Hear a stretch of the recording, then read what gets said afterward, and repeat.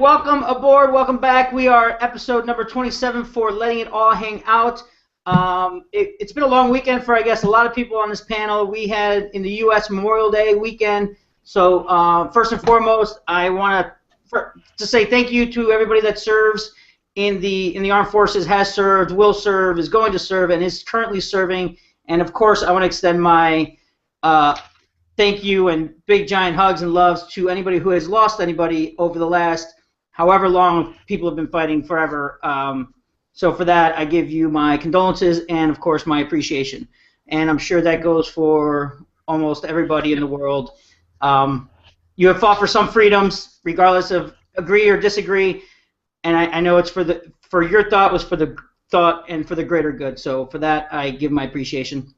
Today, kind of to coincide with that holiday, we're going to be talking about leadership traits, what it takes to be a leader, and how to become a leader. Is it taught? Is it born? Are you born with it? And I think our panel is going to have some great insight on all of that. I want to start introducing our panel today. Scott, how are you doing today? Oh, I'm doing awesome, Yuli. Yeah. Looking forward to this one. How was your weekend? Oh, it was great. Over here in the UK, it is a bank holiday Monday, so I guess not quite on the topic as it is over in the US. What is a bank holiday? You guys get some bank holidays. I don't know what that means exactly. They just close the banks and you guys get the day off? Yeah, I think traditionally the banks have dictated when we have bank holidays. Yeah. That's perfect. You can't get your money, so you have your day off. I love it. Exactly. The bank shut down, we shut down. That sounds like a great deal. Steve Greenhouse, how are you, sir? How was your weekend? I'm very well, thank you. Yes, I've had a busy weekend, a nice weekend, a productive weekend. Been out looking at boats, been out getting fit and healthy, and just having a good time, really. Yeah. Agree or disagree? And I know it's for Somebody's your thought. Got this right here, not me for once. Is that me? Today, yeah. Kind of coincide with that.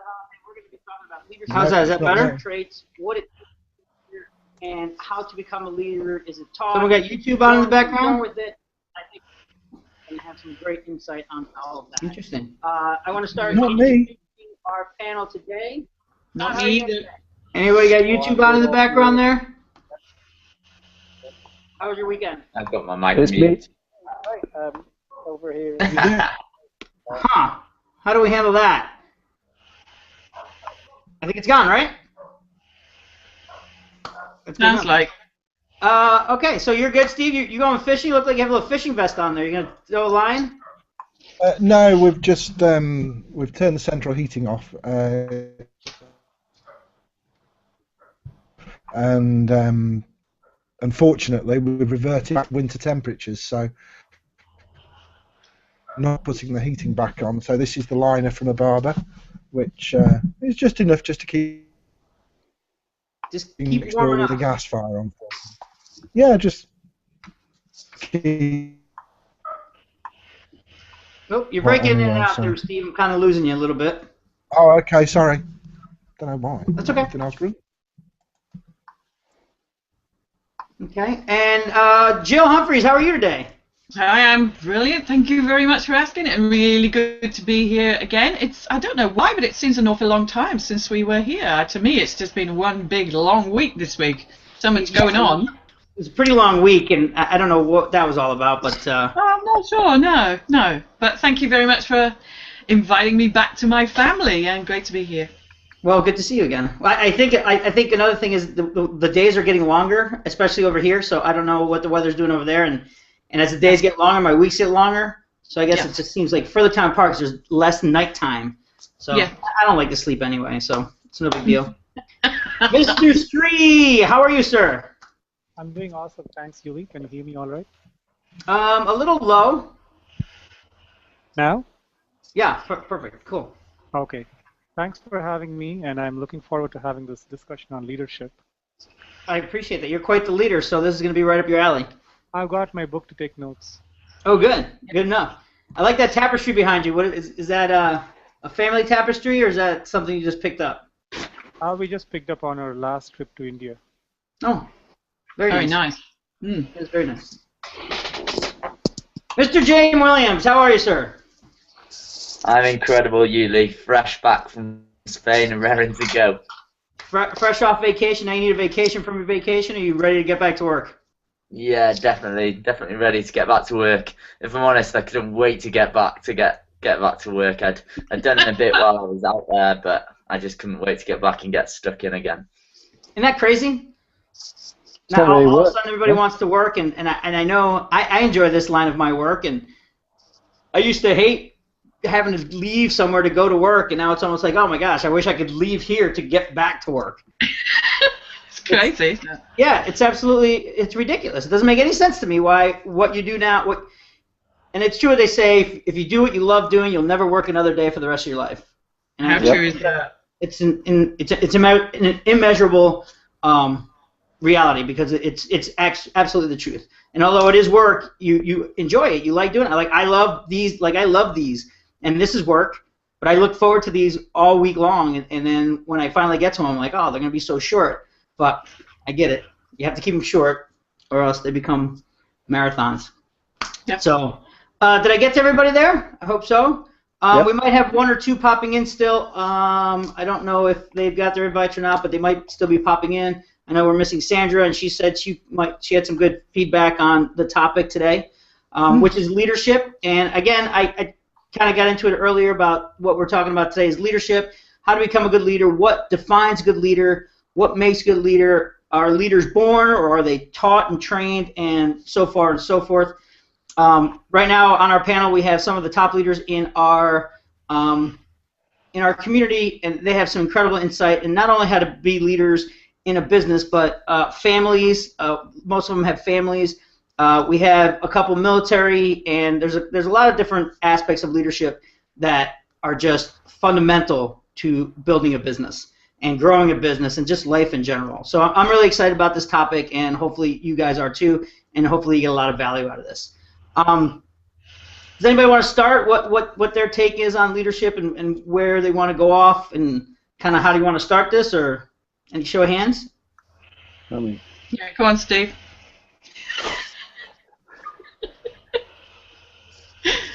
I'll be honest, I did kind of like Steve's introduction into this, so I'd love him to go into that a bit more. Floor's on you, Steve. How about that? That was easy. Okay. Yeah. Can you all hear me now? Because I brilliantly turned my microphone off. So again, I'm proving that you don't need to be technically brilliant to do this business. I'm just looking up leadership, and there's 4 or 5 different definitions.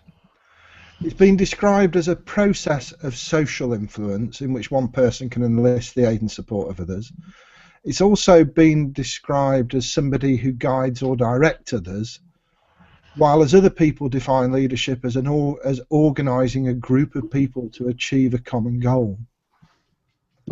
Personally, my definition of leadership, and I think I actually put it into a chat box between this group, if I can just find that. But leadership to me is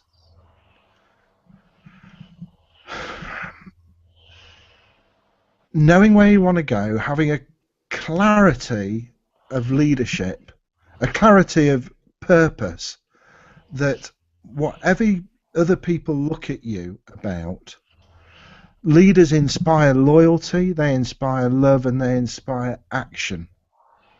And leaders have, more than anything else, a vision of an outcome, and they have an ability to share that vision so that they can excite the same passion in people around them for their vision.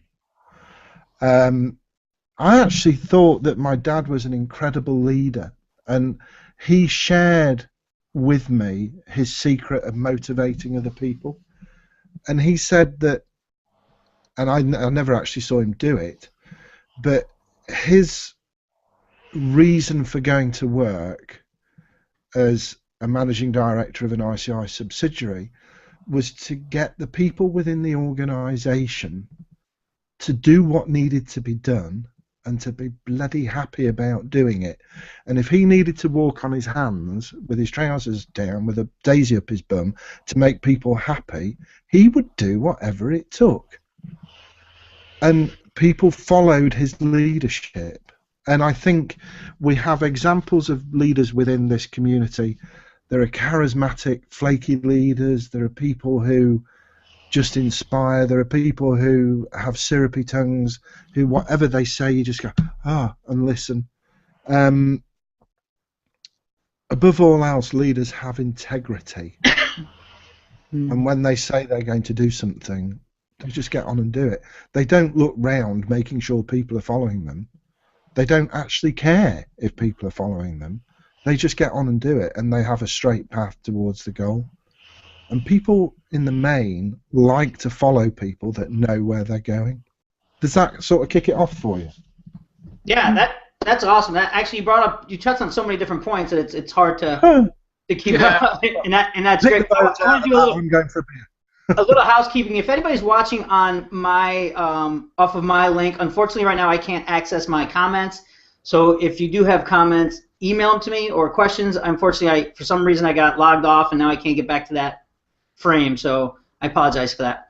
But other than that, Steve brought up some great points that leaders come in all different shapes, sizes, and styles. There's no one direct leadership style. There's disciplinarian style. There's people that are just funny and want people to follow, and lead. There's just different ways of leading.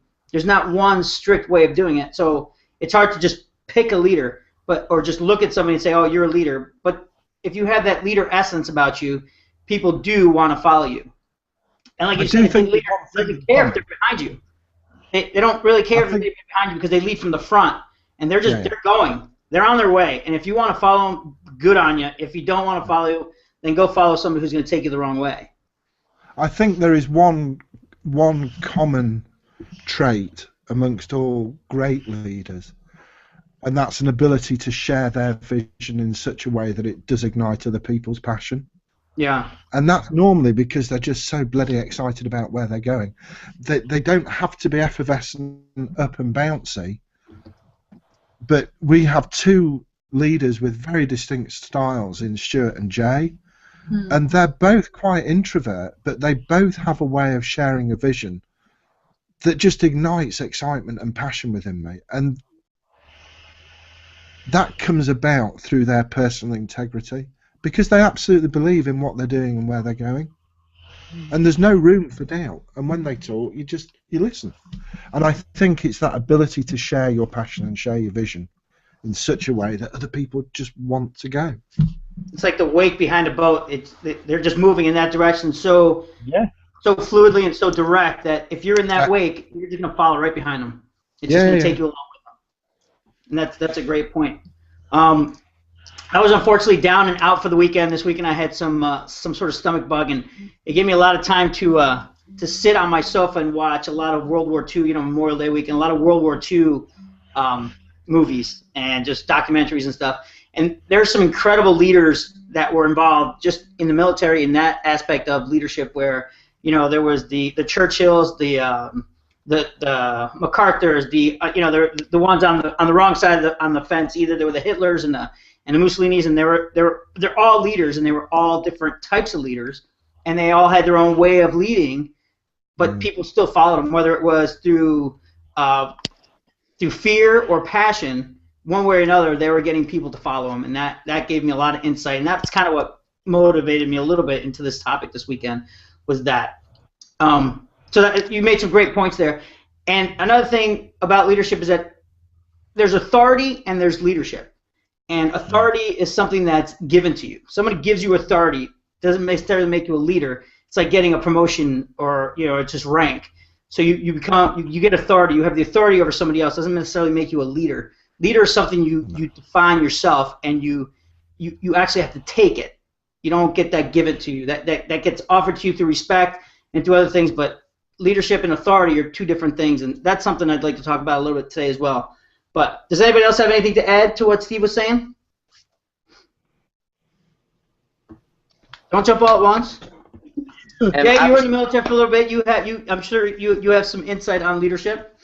Yeah, I was just about to say I've worked for some really bad leaders and I've also worked for some really good leaders. And one of the key things that I always notice about a good leader is someone who listens to Yeah. what's going on around them, listens to the people who are following them, and you generally relate to a leader that you're similar to, or a lot like we always talk about in this community about attraction marketing and who we're attracted to. People are attracted to leaders that they think they like, or their traits they like that are similar to theirs, and so they actually start following them. I'm not sure whether you've ever heard of something called followership, and Steve touched on the clarity of vision that a leader has. When a good leader has clarity and vision, it promotes followership, and without followership, it's a really important trait. If you've got a workforce behind you and they're not really promoting followership, then you're never going to get the most out of your staff, which is the same as your followers. So if you've got good content out there and you're not really promoting this sort of followership, come and follow me, then you're not going to get your stuff shared around the internet as such and get the word on you. I hope that makes sense.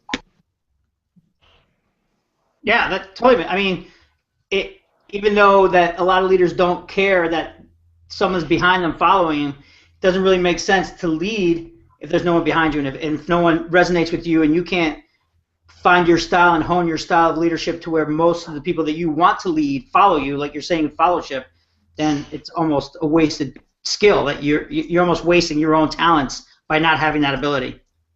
I think vaguely though, if people are, yeah, but I think the thing there is if you haven't inspired your tribe to follow you, I think by definition, as a leader, you've somewhat failed. Agreed. You know, if you're standing there with a great message and people aren't on receive and they're not getting the message, then as a leader, you need to understand what you've failed to do and modify your message until people start following you. And if that's what James means by feedback, me marching 1,000 miles on my own isn't doing a great deal to get 150 people to come with me to sort the job out when we get there. I have to get people motivated to take the first step. And if I fail to achieve that, then as a leader I'm somewhat lacking. And I can only learn to modify my message by listening to what other people are, or by understanding that other people aren't following me for whatever reason. You have to speak their language. Definitely, Steve. I mean, go on, Shrew. No, I just said you have to speak their language so that they can understand what you're telling them. Yeah. Yeah, I mean, There's a fantastic book on this by Seth Godin. Tribes, we need you to lead us. Sure, I can hardly hear you, buddy. I said there's a great book by Seth Godin. Tribes, we need you to lead us. Can you hear me now? Yeah, a little bit. You're kind of really low though. Is that just me, or is everybody getting that? No, I've got the same. I've got an echo as well. Yeah. Can you hear me now? Yeah. Okay. I was saying there's a great book by Seth Godin, Tribes, We Need You to Lead Us. Oh yeah, I've been doing a lot of work or a lot of research on Seth Godin this weekend, and I heard about that. Yeah, and that's a brilliant book. It talks about leadership and how to get your message across to your followers. I gotta pick that up. I'm reading one now with through Simon Sinek called "Leaders Eat Last." Yep. And I've been seeing your Facebook posts on that. Yeah, it's turning out to be a really good book so far. Is that echo coming from my mic or? Well, when Shri talks, it doesn't echo. So I think it's from his end. Oh. I'd be surprised because he's listening through headphones, so he won't get any feedback through there. That's what's confusing. Should I take the headphones off? Well, no, it shouldn't be your headphones, Shrew. Yeah. Everybody's echoing now. We're just being ghosts for the evening. Yeah, I just had mine on mute, so it's not coming through mine. That's sorted now.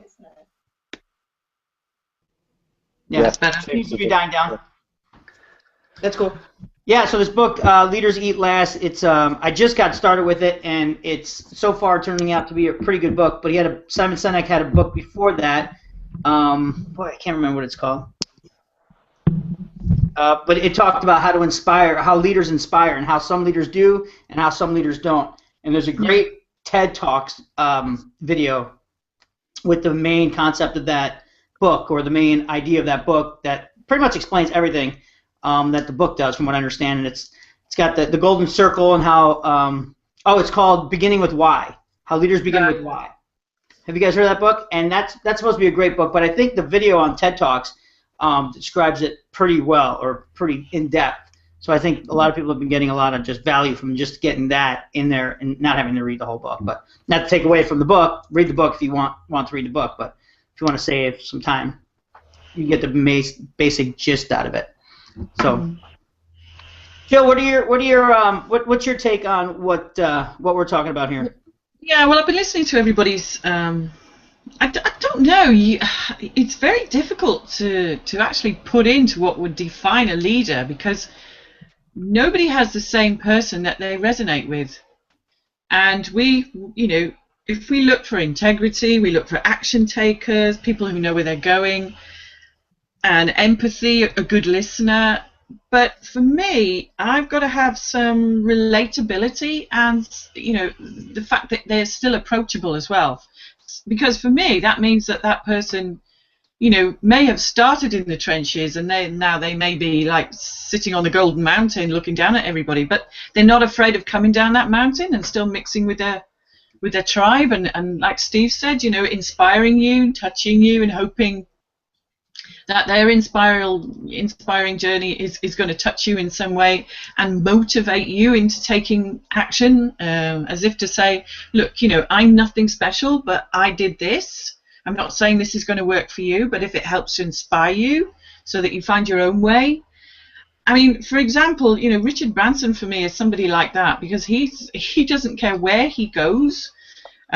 He will sit and talk with people. I remember he came to an Ideal Home exhibition where I was selling my wares, and he just came right over to us and sort of like shook our hands and said, you guys are really busy for 8 weeks of this Ideal Home exhibition. What do you guys do other than that? And it was just like, whoa, he's so approachable, and he will sit and have a conversation, but he's done so much in his life. Now he's putting so much back.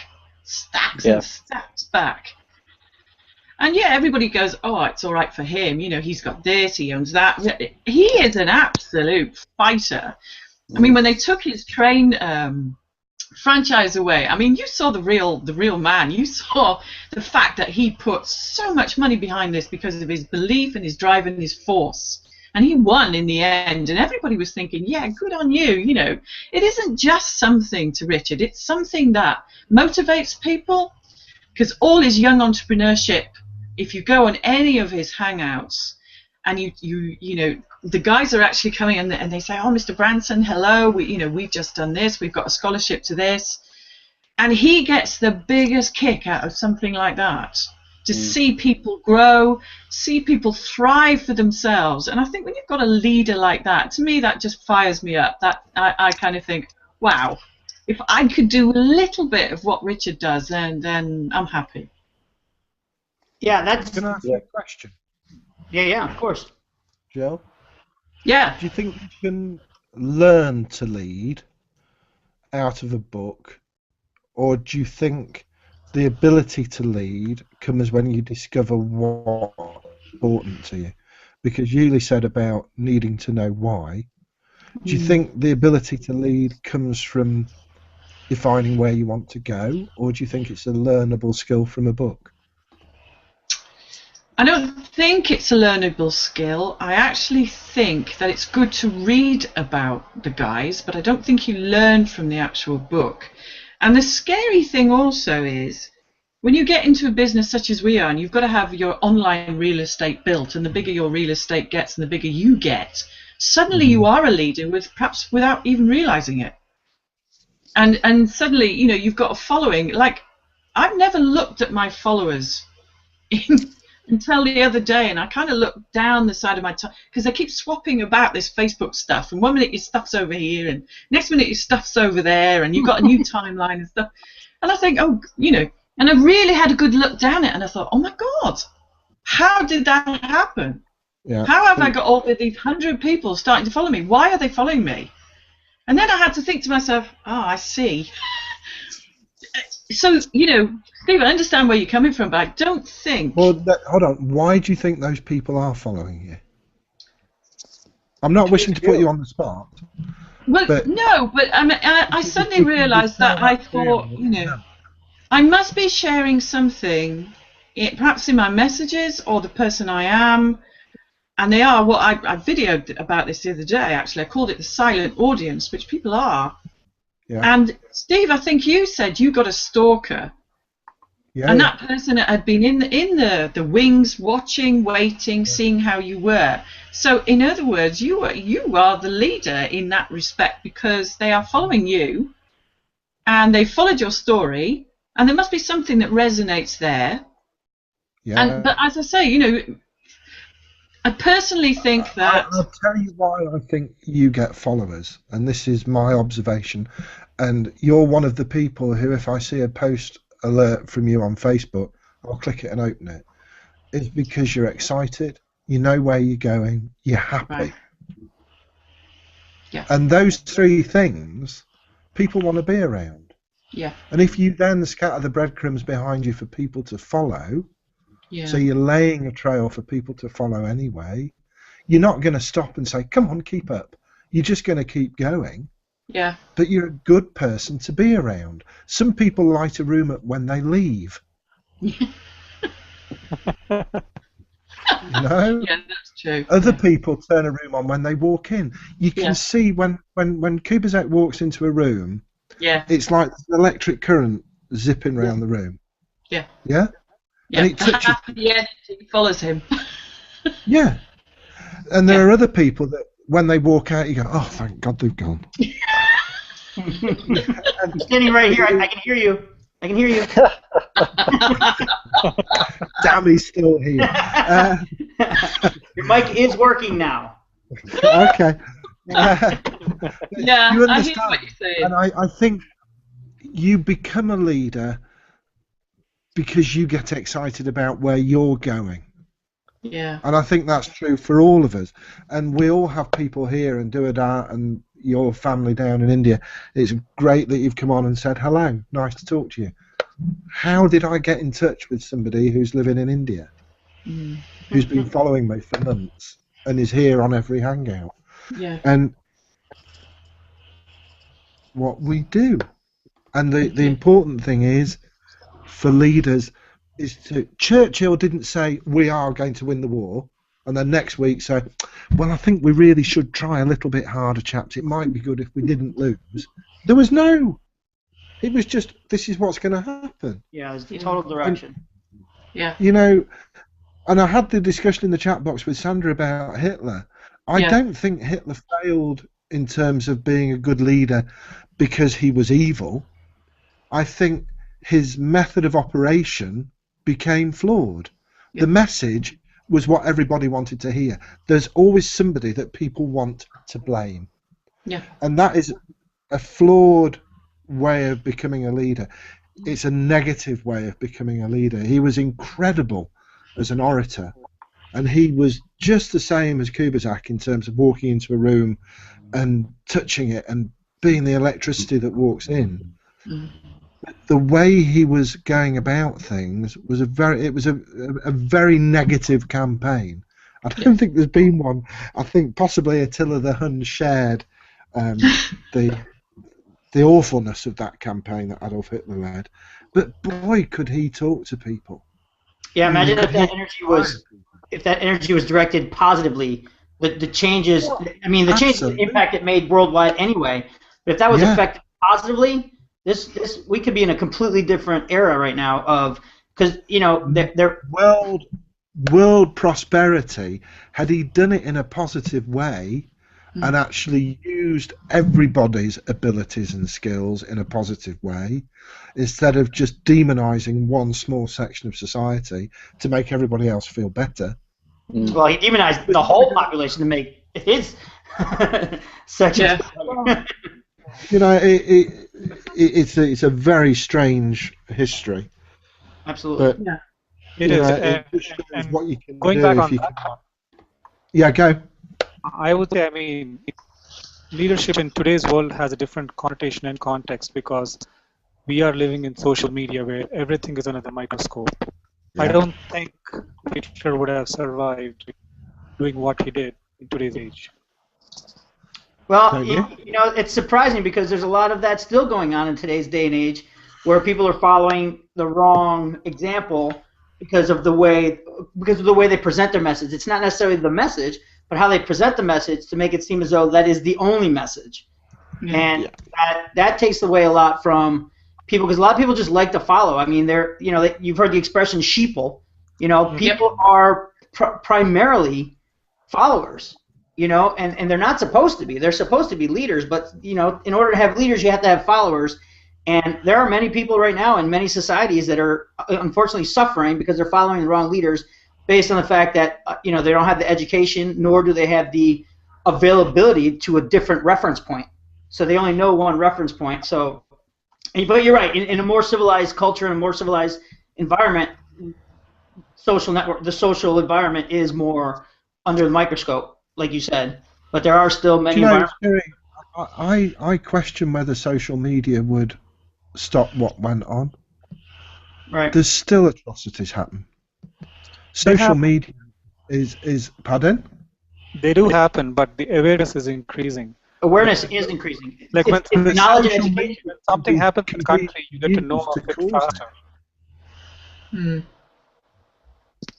I think in more isolated cases, social media can be used to destroy people. Right. Depending on what message they're trying to present. Like, you know, it's all in the message. There's plenty of kids in this country that have committed suicide because they've been bullied on social media.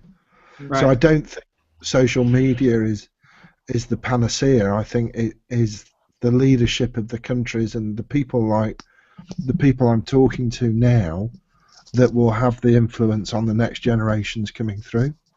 Your children wouldn't bully, Siri. Tom wouldn't bully. No. My children would never think of bullying. No. I was bullied. Siri was bullied. Yeah, me too.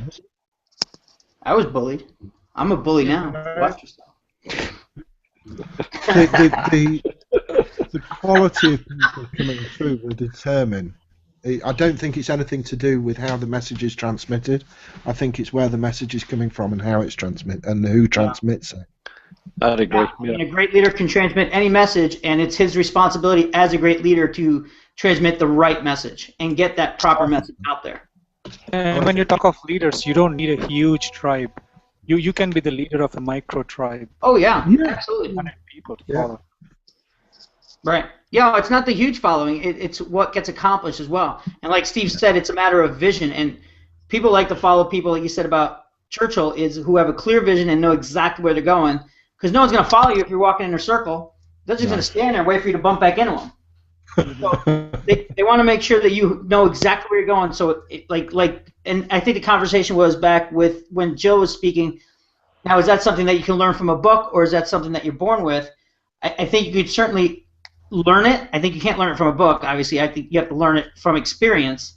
But Steve also asked, is it a function of having an absolute clear vision? And I think yes, it is. It's the function of having an absolute clear vision of you know where you're going, and like you said with Jay and Stewart, how the wake just follows them along. Yeah. You're pulling people in your direction. You're not pushing people in your direction. That's why you lead from the front and you pull people in your direction, and that's that vision and your clarity of that vision is what's moving you in that direction with the enthusiasm, like you said, the joy, the spirit, the calmness, and as you're moving in that direction with that speed, people that resonate with that vision just like a current flow with you. Yeah. So I think vision is probably the most important aspect of good leadership, is having that clear vision of what you're leading them towards, because they want to know that at the end of that march, like you said before, Steve, at the end of that hike, that hump, wherever they're going, whatever obstacles they're running into and have to climb over, at the end they're going where you told them they were going, or where you were going, and they were just following you there. So, I think so. Yeah, clarity of vision is very critical. And John Maxwell said something really close to that. He says, a leader is one who knows the way, who shows the way, and who goes the way. Yeah. Oh, yeah. I would get that tattooed on me. Yeah, that's pretty cool. I'm going to have that on my other arm. Who wrote that? John Maxwell. John Maxwell? I've never heard that. That's pretty good. That's really good. Scott, what are your thoughts over here? I know you're absorbing it all in, and if I had to guess, I would say that you are among the panel the younger of the six of us. Really? What do you think? So which brings in a completely different view or insight on what we're talking about. I mean, where do you feel as though that this all plays the part in what you've grown up seeing as leadership, through school and now as your own business owner and so forth? Where do you see that direction heading? Sure. Well, leadership is a massive, massive subject. Again. Yeah. I mean, there were 5 definitions earlier, weren't there? And I'm not sure that anybody on this panel here even fits into all those definitions. I don't think anybody does. It's something that I think is getting a lot of press now. And personally, I think it puts a lot of people off. The thought of becoming a leader might be the reason that somebody doesn't decide to actually pursue something, because they think that there's going to be a lot of pressure, and whenever you think about leadership, you think about attention, and instantly some people are like, well, I'm not quite ready for that yet, and I think that's fair enough. What I think people don't realize is you're not born with leadership skills. You hear the term, he's a born leader, or she's a born leader, whatever. And I don't think anybody is, because it's something that I think is unborn within us, and the only way you actually get it is through experiences, life experience in whatever you want to decide to. But I think this whole thing of having a vision and being very clear on it, once you start to take action towards that, and I think that's all leaders do, is they are doers. They just do what is needed to be done to get them to where they need to be. They don't really think about much else, and naturally people follow that because people like to be inspired and follow people that interest them. So yeah, it's interesting to think about leadership, but I think we sometimes need to take our focus off being a leader as such and standing in front of millions of people, and think of just the thing that we're actually doing, and then every now and again look back and sort of realize that we're actually attracting people. That's how I sort of view leadership. Yeah, I think that's very, very good points there. The fact that not every leader has to focus on the leadership itself, because most great leaders don't think that they're doing anything extra special. They just think that they're going somewhere, and they think that they're going there for a reason, and there should be people following them, or there should be and I don't like to say following, but I mean mentors and leaders. It's kind of the same thing. Go ahead, Steve. I said they will go there anyway. Right. Yeah, they're going to go there anyway. They just want somebody. They want some direction, and they want some help getting there. And if there's someone that has clear purpose on where they're going, why wouldn't you take some direction and get there and within the least amount of time possible? I mean, mentors, coaches, teachers, and every single one of those realms, there's a bad one and a good one. So you have to pick them. You have to do your due diligence. You have to figure out who's it. You can't just follow everybody yelling, let's charge that way, because sometimes the best leaders aren't the loudest person in the room. Sometimes the best leaders, like James was saying and Steve had talked about, and Jill, I guess everybody has said, the best leaders listen. So they're the ones sitting back, listening to what has to happen before they put their 2 cents in. Mm. One of the things I was reading in this one book or maybe I saw it in a video the other day, and it was about this one guy who buys companies. He acquires companies that are failing, and first thing he does, he sets all the managers, all the high top level managers in a room, and he sits there, and he's the last one to talk. He introduces, and then he's the last one to talk because he doesn't want to impose his opinion or impose his belief system on what's going on. He wants to sit back, he wants to take it all in, and then he's the last one to talk in this whole meeting, and then that's how he gets to that position. So, leaders eat last and leaders speak last. So Yeah. that's something to think about when you're working on that whole leadership trait thing that you're working on is you don't always have to be the first one to speak. You don't have to be the one to always be in charge. You just have to be the one that listens the most, like everybody's been saying on this point, and then base your strategy, your tactics, and your forward progress based on what other people are thinking, or at least what the consensus is. And I think a big thing for me is a leader is not afraid to be vulnerable. Yeah. Absolutely. Yeah, He's not afraid to look stupid. That's how they got there. Risk.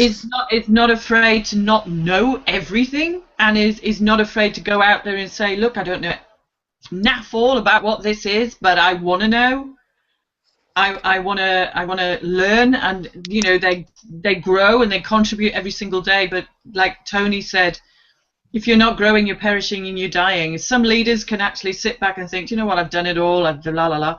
But the ones I look at are always the ones that are like, oh my God, he's into that now. Oh my God, he's doing that now. Because I'm thinking, oh yeah, I'd be like that. I've done this, but I'd like to have a look at that now. Yeah. Like you said about Richard Branson, he doesn't sit in his throne. Sir Richard Branson doesn't sit on his throne at the top of the mountain on his private island. Leading from there, he leads from the trenches. He leads from the ground. He's a grunt. I mean, he might be the richest grunt, one of the richest grunts in the world, but he's in there fighting. He's swinging fists just like everybody else, and he's, like you said, I watched a documentary on how his plane, Virgin Air, was being badmouthed by one of the other airlines, and he was like, I'm dumping everything I got into this just to protect my name, and then from there he sued them. They had to apologize. He didn't even want their money, I don't think. I think he just wanted them to apologize to the world what he was doing, and that takes a lot of of courage to do that. But I mean, it's like Stuart and Jay. The little video Stuart posted the other day said, I've just got one word about skeptics, and should you answer them about negative people? No. Love that. That's how you should treat them. Should you deal with it? No.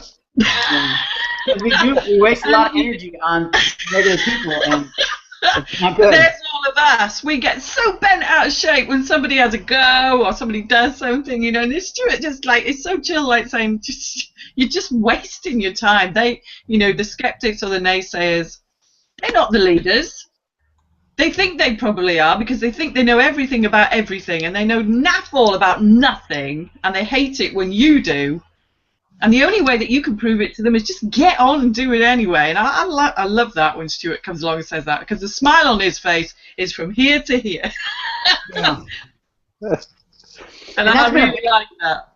And that's been a big thing in the community, only because a lot more of us are getting more engaged and getting a lot more engagement from the world, I guess, because we're a lot more we're doing things like these, and we're putting more videos out there, and we're doing more blog posts, and we're actually getting out there so we can be engaged. So you're going to find a handful of people that are going to be negative, and they're going to be naysayers, and you will always have them, no matter what you're doing. You will always have them. Yeah, some people really let them bog them down and really take that. And I used to get like one bad email, like, why are you emailing me? Yeah. You sign up on my list. What do you mean, why am I emailing you?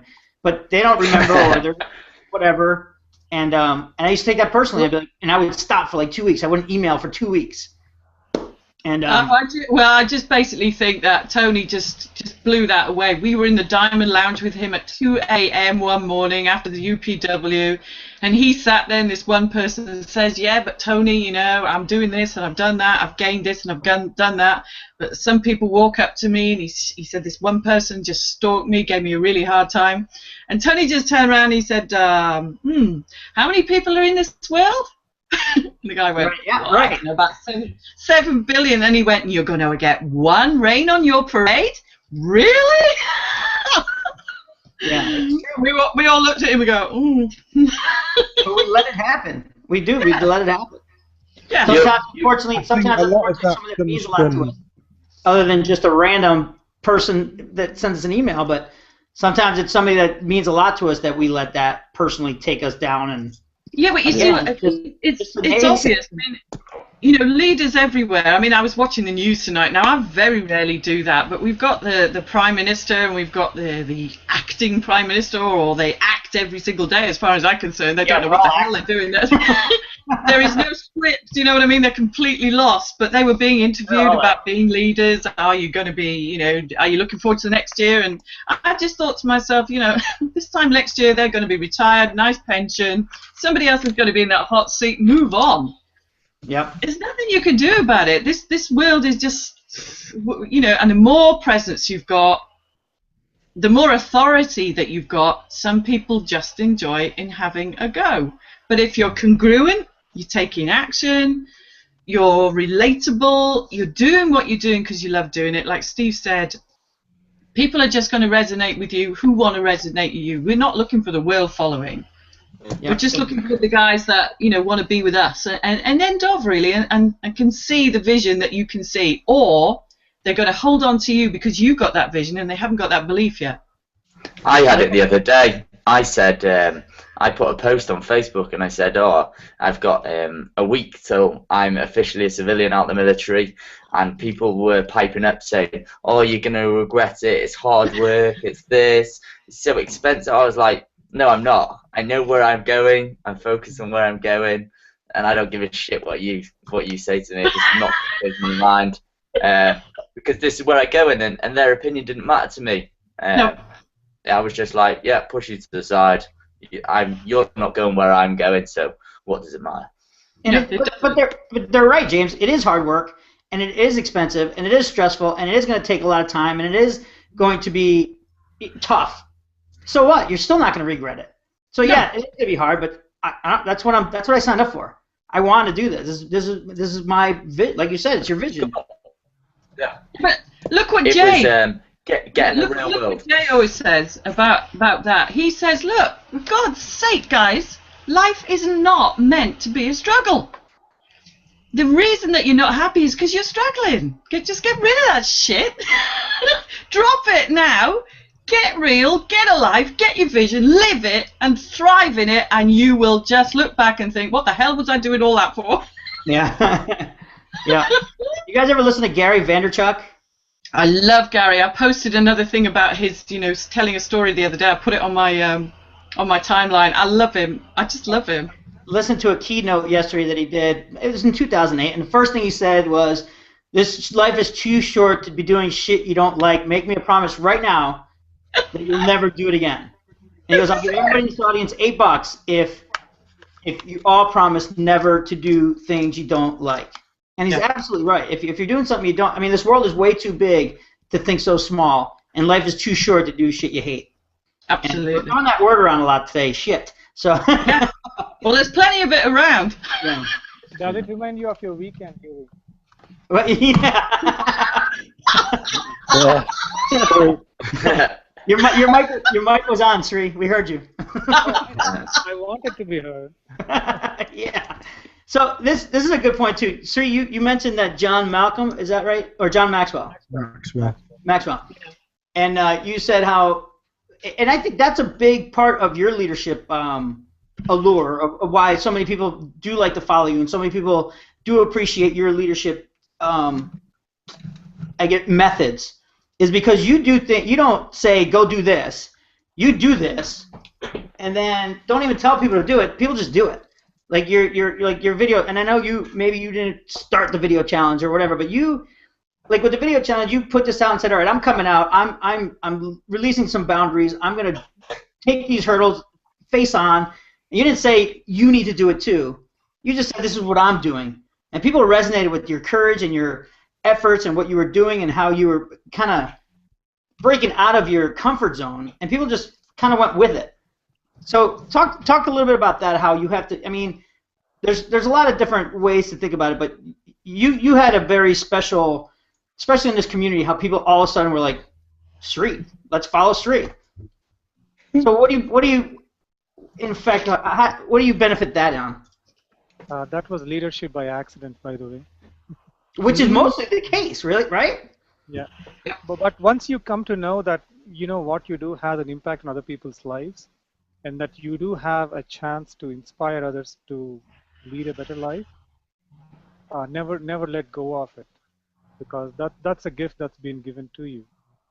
And all I can say is I'm enjoying every second of my life because I'm doing it now.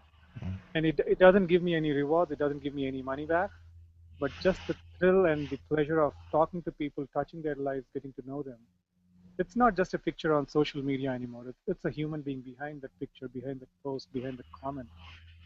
And everybody is looking for some small ray of hope to enter their lives, because this system is screwed up. I mean, the way we have been brought up, we have been taught, we have been asked to work and expect things to happen to us, and just hope that we will have a good life after we retire. We need leaders to get people out of this mindset. And so I have been a victim of this model myself, and I have been given an opportunity to help myself and in the process others. So leadership is that. I mean, that's why when I read these books now, and it has to come from within, but listening to others, listening to people who lead the lives that you like to live, and take from their examples instead of having to learn it all by yourself. You can always listen to others, get inspired, and put it into action. Get inspired, put it into action, and that's the way a leader should be, and inspire others to do the same thing. Yeah, that's perfect. You said that you had the opportunity to help yourself, and in the same time helping others, but it almost seems like it's the other way around. You've been helping others, and in turn, it's been helping you. So it's kind of like circle. Yeah, what goes around comes around. Yeah, absolutely. That's great. Can I jump in a little here? Yeah. You can't jump in while sitting. You got to really jump out. An observation that, with regard to Stuart and Jay, and I think traits that leaders show is that Jill almost hit it. They're not afraid to let go of what is perceived to be theirs. And what Stuart has done in allowing or promoting hangouts and things like this, he has in effect given away a level of leadership and said, guys, this is your community. Yeah. Stand up and be counted. And Guy and Ilan promoted it as well. And they empower you to become a leader. They say, we are looking for people to start taking this role. And they want you to lead. They're teaching you to lead. There is no point in them giving you these skills for you to then sit back and say, okay, well, I could lead, but actually I don't think I will. If you're inspired enough to build this business, you will become a leader because of the actions that you will need to take to build the business. And I think the trait of a true leader is to empower the followers that come behind you and give them the skills that you've acquired so that they can build whatever they want to build with it as well. And I think Stuart and Jay empower people to do just that. Yeah. And it's made such a huge difference in my life to be allowed to speak and to be allowed to find a voice. Because there are people out there that, and I've said this to a lot of you individually, there are people out there who've got your name tattooed under your skin that only you can light up. Yeah. Nobody else will. And until you find your voice, you won't connect with them. And it's, I think that's the beauty of this, is that these people are empowering so many people. And I don't care what you say, Siri.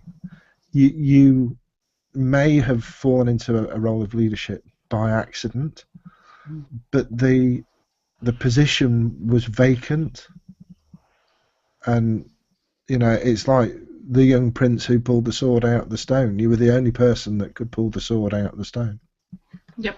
Yeah, that's true. Yeah, that's powerful, Steve, because what you said was, and I think the biggest point I took away from what you just said was, great leaders inspire other leaders. Yeah, absolutely. Poor leaders want to be the only leader, and I think that's, and the discussion you and Sandra were having about Hitler, and as opposed to other he wouldn't leaders, let go of anything. what? I'm sorry. He wouldn't let go of anything. He would It was not. all him. He didn't want. He killed anybody who had leadership skills. He destroyed them, either imprisoned them or killed them. Where true leaders want other leaders to build a team behind them and lead with them. So true leaders inspire other leaders, not just other followers. They inspire leaders and empower leaders. Where a poor leader, somebody in authority who is, you know, like a bad boss, he doesn't want smarter people behind him. He wants a bunch of dumb people following him. Yeah. But a real leader, a real boss, wants smart people to lead with him, to help him, and that's the difference, because that's and he will allow them to grow, and he will allow them to outgrow him. Absolutely, yeah, right. That's the confidence that he's not defined by his position. He's helping other people aspire to be better than him. Who outgrow him. Absolutely. It goes back to the mindset of either you have an abundance mindset or a scarcity mindset. Yeah, absolutely. Yep. Yeah, there's enough to go around, especially when it comes to that, and that's the more you give away, the more you get to keep. That's true. So far, clarity and passion, and the ability to elevate people beyond yourself are three traits that develop a great leader so far. So, I mean, we've come up with a lot more, but those are the three that are sticking out in my head: is clarity in vision, passion in your vision and what you do, and like Steve just said, help empowering others to lead, and empower, not just having people following you, but a good leader empowers their followers and their students and their whatever other word you can come up for using that. And those have been the 3 points that I have picked up pretty, you know, that have stood out to me. Is everybody in agreement there? I mean, obviously there's more. Does anybody want to touch on a couple more? Well, I think that, you know, the audience that's actually listening to this and listening to us talking, there's leaders out there and they don't know it yet as well. Absolutely. You know, everybody brings... They'll be leaders because they've got the guts to come out and say hello. And thanks for the comment, guys. I'll get back to you personally. Yeah. But, you know, they're coming along. Yeah. They've stood up. Yeah. Yeah, stand up and be noticed. I mean, you don't, and not necessarily noticed, just stand up and be counted, and just find your voice, like Steve was saying, and find your passion, like Jill was saying, and like Scott was saying. You know, get to that point where everybody is just following that vision and following that direction where you're heading, and that seems to be the clear focus here. Did we lose James there, or is he just brushing his teeth or something? I'm still here. I'm just scoffing my face with strawberries. Are you getting in training for Wimbledon? Wimbledon. I've got the double cream. I don't think they do double cream at Wimbledon. Be surprised. Body's a temple and all that. Yeah. Well, we're coming up on our hour mark here, and then, although I think, and I'm pretty sure we could probably talk for about 4 hours on this topic, and like every other topic we do on here, because we're also passionate about what we do and how we do it, that we only usually just touch, you know, barely scratch the surface of scratching the surface, like Steve likes to say, of what these topics are, usually the depth that we can usually go into these things. So again, does anybody have any last words? I'll run through the. I don't know. Am I cutting this too short, or you guys think we should keep going a little bit longer? Or? I think people have endured being led. Yeah. Sorry. I think people have endured leadership quite long enough, really. Yeah. Yes, I think so. We've covered a lot. Great topic. I'm a big fan of it. I'm gonna study it so much more. Hopefully, when I get through this book, and I planned on doing a larger webinar on it, because I know in the Marine Corps there's 14 leadership traits, and it's justice, judgment, discipline, integrity, decisiveness, tact, initiative, enthusiasm, bearing, unselfishness, courage, knowledge, loyalty, and encouragement. And I can go on for days on just those 14 leadership traits. And those are the fundamental basic leadership traits of what they hope is every United States Marine, is that those are their core fundamental leadership traits that they try to instill in you from the very beginning. And that's only because the same thing, like Steve was saying, you have your captains, your lieutenants, your sergeants, your corporals, and down the line. But as they start getting hit, that last guy, that private at the very end, is now in charge. Yeah. And if he does not have those skills, then everybody perishes. So everybody down the line has to have leadership traits and leadership abilities, and they have to be able to move in the same direction and know the mission and know the vision. So, like Steve was saying, a good leader always empowers their constituents. Is that the word? Constituents? I think one thing that I was taught when we were organising the Fireball Association, the first job when you're appointed as chairman is to go find your replacement and to nurture the replacement, because you've got a 2-year tenure and you don't want to leave a void when you've left. And actually your 2 years as chairman is spent training the next chairman or finding the next chairman and inspiring the next chairman. And it was quite a revelation, because I actually thought being chairman would be, oh, well, I'm in charge, I can sit back and have all these people running around. Shit, it was the busiest 2 years of my life, because I couldn't find anything to take it on. Yeah, the leaders usually get the sinecure that was dead easy, but actually the first and most important task was to find the next one. And you've got to have somebody to fill the gap for when you leave, because everything is temporary. That's right. Right, and if nobody else knows what to do, then everybody else suffers. So it's the responsibility of the leader, the person in charge, to make sure that the organization has legs, something ever to happen to you. Yeah.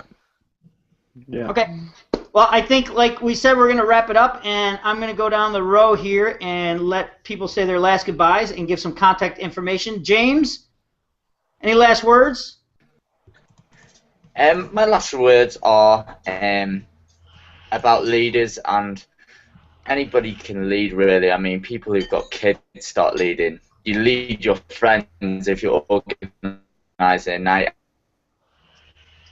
out to the pub. What you do with that.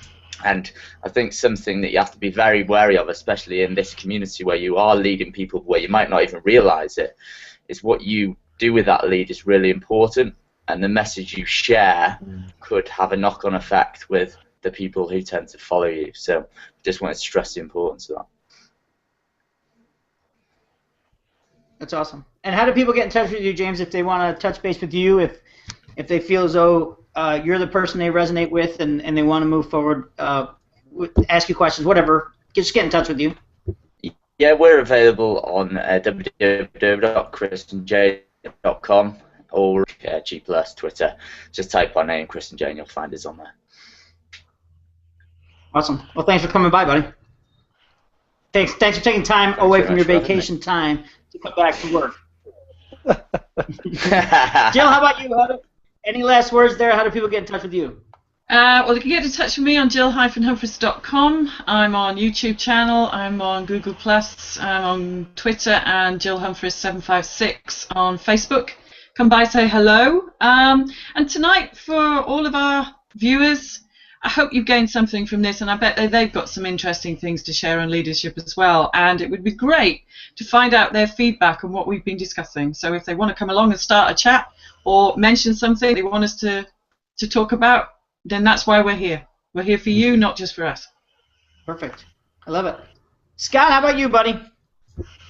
Yeah, just a couple of last words from me. I think if there's any of our sort of fellow SFMers or anybody that's doing something and maybe thinking about they're on a journey, I guess, to something that they want to achieve. And I think it's all good and well studying leadership, and it's something that I do, and everybody I think on a journey sort of does. But I think studying leadership and actually doing is very different, and the actual doing makes you become the leader. So rather than focusing on studying the leadership, maybe focus on more the doing, which also naturally gets you close to the thing. So does that sort of make sense? Yep. Yeah, that makes a lot of sense. Do it. Just do it. Yeah, just do it. Just do it. Now, do it. Do more. Yeah, do more. Now, Scott, I'm seeing a very new and interesting view behind you. Is this your new house? Is this what we're looking at here? Are you in there? No, not yet. Not yet. We've had to move the wardrobes and stuff. I'm having some work done in my room. So. Oh, okay. Because that view behind you is pretty cool. That's all fields behind you? Yeah. I'm on the third floor of my house, so it looks across my parents' sort of caravan site, and there's a wood at the back of us, and yeah, nice. That's very nice. Why are you moving? Rolling fields. That's awesome. Well, thanks, Scott. Yeah, and how do people get in touch with you? Yeah, if anybody wants to get in touch with me, it's scottaylormccormick.com. You can get in contact with me there, send me a request, or so I've got Facebook or Google Plus is probably the best way to get in contact with me. Just type my name in. Cool. Thanks, Scott. Sri Paparaju. Hello. Look, now you're all outside. You're very just getting real comfortable out there, aren't you? Yeah. I'm full of ADD. I can't stay in one place any longer. Snow out of there? And it's green outside, so why not? Yeah, right. Yeah. I'm all about it. Yeah. So, what was that thing? Oh, look at his slide. He doesn't want to talk anymore. Who's that? Steve. See, he just laughed. He's What's your how do people get in touch with you, Sri? Do you have any last words? Know your purpose, be your authentic self, and lead by example. That's all I can say, because that's what I've been trying to do, and it seems to be working. And I can't say something that I haven't done. So this would be my parting words. And if somebody would like to get in touch with me, I'm on Facebook, YouTube, Google+, and my website is businessboosteracademy.com. Businessboosteracademy.com. Perfect. Thank you, Sri. Thanks for coming. Thanks for having us. I'm actually here. I'm just getting ready. Just if you think that leadership is about being brave, doing a lot of shouting, and making people do things, then you kind of miss the point. The best leaders I've found, the people that have inspired me, are normally quiet, persistent, gentle, very humble people that have an inner core of steel because they know where they want to be. And they desperately want you to be there because they need people around them who they enjoy being with. And leaders identify strengths in people when those people don't even see those strengths themselves. Leadership is something that I personally believe everybody possesses, and most people spurn through fear. They don't want responsibility. And some of the best leaders have happened completely by accident. You look at Joan of Arc, a 16-year-old girl leading an army, because nobody would stand up. And if she hadn't, the battle would have been lost. Mm. And leadership comes to people when it's needed. And right now, the world needs good leaders, because Right. heaven help us, people that are up there are making a right dog's breakfast of what's going on in this world. And if you want to see a change, then it's up to you.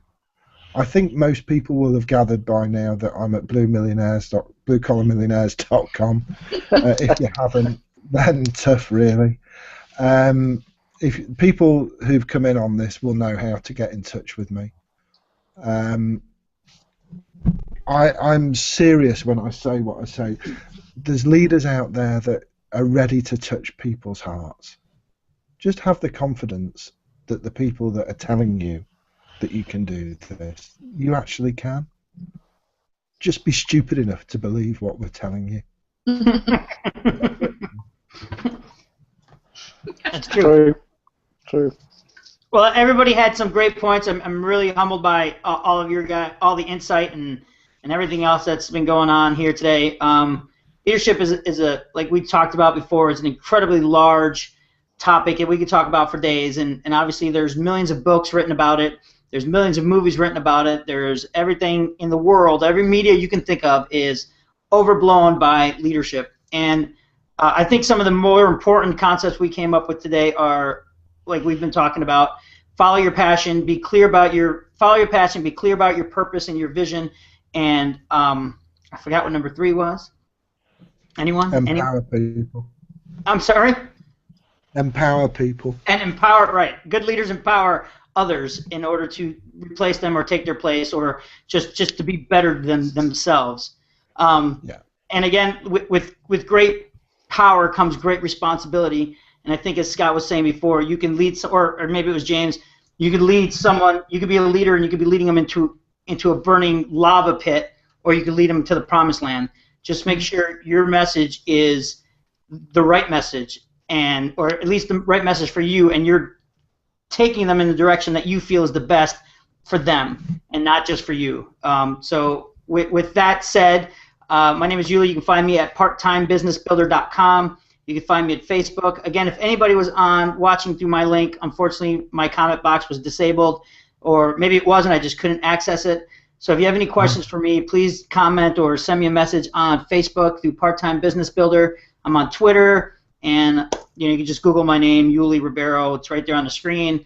And if anybody else is using that name, they're an imposter. So Well, they're making hopefully all we your have given you enough information today to keep you full for the week, and we will be back next week with episode number 28. And thanks again, everybody, for being here.